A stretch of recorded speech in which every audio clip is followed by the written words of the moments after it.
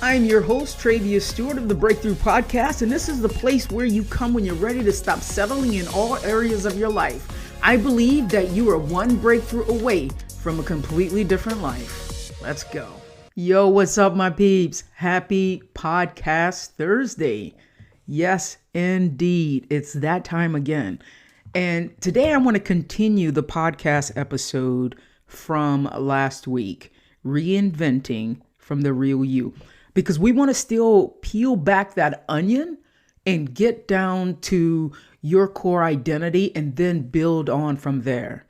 And so one of the things, and the reason why actually I am motivated to do this podcast episode is because I want to help myself. I want to help all of you who listen find the real you, the real authentic you, and fall in love with that person. And then, we can reinvent, then we can pile on different personalities and identities and characters to go after that goal that you feel like is not within your reach. And so part of the motivation for some of these topics that I've been delving into, one of the people, actually the most important person in my life, Shelly, is the one who is so honest with me. And there's so many times she says things like for instance, we do what's called a relationship check-in. I have these 5 questions that my clients use. I use the same questions in my relationship. And there are some times when, out of the blue, I will just feel like, it's time for a check-in. And then there are times when I will go to Shelly and say, hey, would you like to do a check-in today? And she might say, not right now, because you want to make sure both people are ready and on board. You can't just go, blindside somebody with, hey, you want to do a check-in today? And there have been times when, in a check-in, when Shelly comes back and says, okay, I'm ready. Now we're both ready. She's ready. I'm ready to do that check-in. And sometimes those check-ins are used in a way of grounding me back to the person that I am when I'm the happiest. And I remember in one of those check-ins, Shelly mentioned to me, she said, you're a little different right now. There are times when you've done a speaking engagement or you've, done something where you had to present a performance. She said, then you come home as that person. She's like, shit, I didn't marry the presenter. I married you. I want the real person. And I'm like, oh, damn, you're right. There have been times when I'm like, will you listen to this podcast episode? And she'll go, that just doesn't sound like you. So the goal is I don't just get on this podcast mic and tell you guys things that I'm not working on in my own life as well. I'm working on these things too. So one thing that I am working on is bringing my most honest, raw, and uncut version, my most authentic person to this podcast, just like I'm asking you to do in your own individual lives. And I want to remind you of this profound quote that's the basis for this work, that the strongest force in the human personality is the need to stay consistent with how we define ourselves. Again, those decisions were made years ago. And we made decisions about what we believe, what we were capable of, who we were as a person, what we could and could not do. And then that became the box, the glass ceiling that kept us basically boxed in. And then I want you to really think about this last part, because once you lock in on that identity, once you decide this is who I am, your brain finds a way to keep you there. You fight for those limitations. I fight for those limitations. And so that's what we are continuing to peel. So I want you to think about who you are when no one's watching. If you were in the house just by yourself and no one was watching, there are no cameras, you don't live with anybody, who is that person? Who are you when you're with your immediate family? Who are you when you are maybe, hanging out with some very, very close friends? Who are you when you're hanging out with just associates, who are not very close to you? Who are you when you're at work?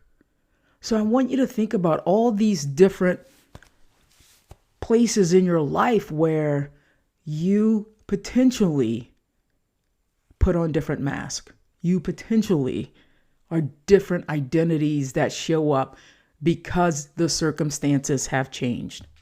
So I want you to think about, again, the core of your personal identity. If none of this stuff existed in life, like social media, if we didn't constantly compare ourselves with other people, I want you to think about your values, your beliefs. And again, let's put you on, not even just in your house by yourself. Like, what if you're on an island by yourself? No expectations of others. What is that version of you that is stripped down from all the societal expectations, that doesn't need a mask because you don't have to perform, because I don't have to perform for anybody? And then it's in those moments when we are unguarded, right? Like, we don't have to be someone that we think other people want us to be. And so now when you think about who you are, on social media, who are you, socially, even before social media, whether you're with your family, friends, or in the community, who are you then? Are you the caretaker? Are you the joker? Are you the badass? Are you the person who, is a sailor who cusses about everything? And you're like, do you really want to cuss? Yeah, I want to cuss at everything. I want to cuss at work too. I want to cuss people out all the time. Are you that person? Are you the adventurous one? Are you the listener? Are you the life of the party? I love to be the life of the party, but sometimes I don't want to be the life of the party. Sometimes I love to impact people. I want to make people laugh, but I recognize that there are times when I put on a mask because I then begin to think it's expected of me. It's expected of me that every time I walk into a social gathering, social event, that I need to be the life of the party. I remember one time I think I pulled a muscle in my back, and my friend was having a barbecue at our house, and I pulled a muscle in my back. And so I took a muscle relaxer, which meant I was, not drinking, and I was probably quite a bit lethargic, which is not, something that people are used to seeing in me, especially in a social atmosphere and environment. And so I remember her just hitting me like, I don't like this tray. Who is this? Where's the fun tray? And I was like, shit, I'm in pain. I'm hurting. And so that was an example of, I wasn't being the life of the party. So it wasn't good enough. It wasn't good enough that I had taken a muscle relaxer and I was in pain. And so in that moment, I let go of trying to please everybody and go, I don't need to be the life of the party. I am in pain right now. And that's just good enough for me because I just want to focus on feeling better. But that's not something that I always do. There have been times when I will just turn it on because people expect it of me. I would turn it on because people ask, where's the fun tray? Okay, here she is. Boom, like clicking a button. And so I want you to now think about moments in your life when you might do some of these things that I am confessing to. Think about your personal identity. How do you change when you go to work, when you step in to lead a team, to be a part of a team? How do you show up when you have professional, career-oriented responsibilities? And so, thinking about how do you react with colleagues? How do you react and interact with your colleagues at work compared to, some of your best friends?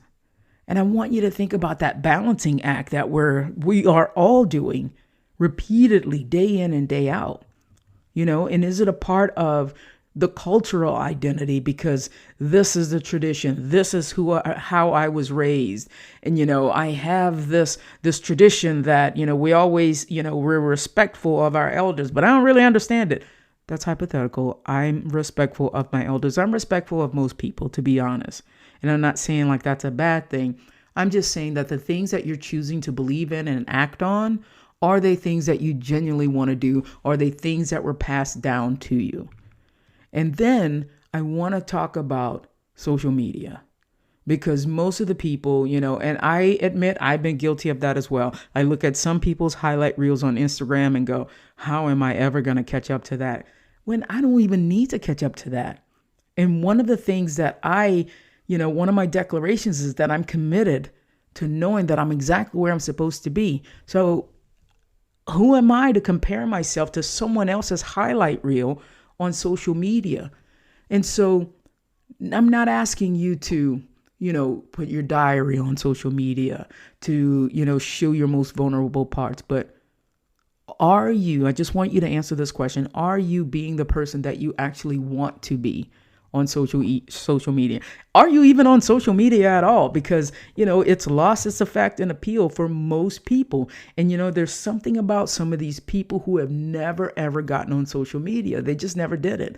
And I'm like, kudos to you for, staying away, because for some reason, I think social media has increased the effect of the comparison. We compare ourselves to lots of people and we don't even really know what people's lives are actually like. So I have an exercise for you.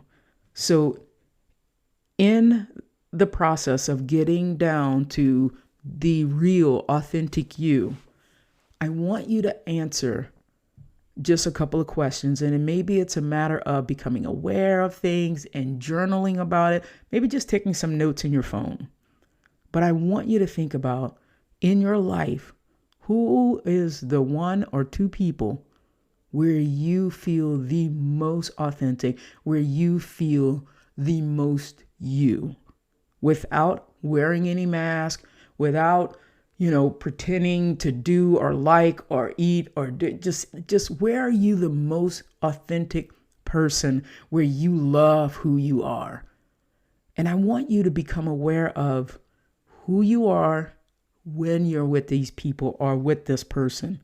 How is this person different than when you show up at work, than when you go on social media, when you are interacting with, associates? And then I want you to take 5 minutes in, it doesn't matter, just some time of the day, and spend some time with you. I just want you to look at yourself in the mirror and decide and ask yourself, what do you think about you? Look yourself in the eye. And some people find this exercise very, very hard to do, to look yourself in the eye. Take 5 minutes and ask yourself, what parts do I love about what I see in this mirror? Are there parts that you don't like? And is it based on comparing yourself to others? And then ask yourself, how can I love what I see in this mirror? And then also, when it comes down to these different identities that we want to morph into fewer and fewer and fewer, what are the things that you're doing that you no longer want to do? Are you hanging out with people that you really don't want to hang out with, that you don't find value in? Who are you being when you're hanging out with these people and you really don't want to do it anymore? What do you really wish you could do more of? What do you want more in your life? Because that may be closer to your authentic self, the real core. We peel that onion back, core you. So I want you to really think about these things so that we can get down to, well, who are you really? And that's what this episode is about. We can change and shift our identity the second we make a decision to, but we need to be aware of what's happening and what identity we're starting with right now. What is it that we're continuing to do that we don't like? What is it that we want to do more of?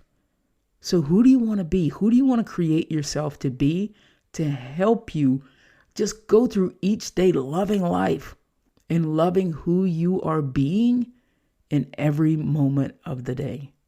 All right, my peeps, I would love to get some feedback on that exercise, on how it's helping you to shape and create the person you want to be. So that's all I have for you this week. Take care, my peeps, and I hope you are having the most amazing 2024. And I look forward to you and talking next week. Because I tell you, I really feel like I'm sitting down having one-on-one conversations with these podcast episodes. And if I haven't told you lately, thank you so much for listening. I appreciate each and every one of you. And I go and look at the downloads. And yeah, it's not the download numbers that some of the, number one rated podcasts have. And I try not to be envious of those things, to be honest. But I am grateful for you who is listening to this podcast right now. Thank you, thank you, thank you so much. All right, my peeps, we will talk next week. Peace.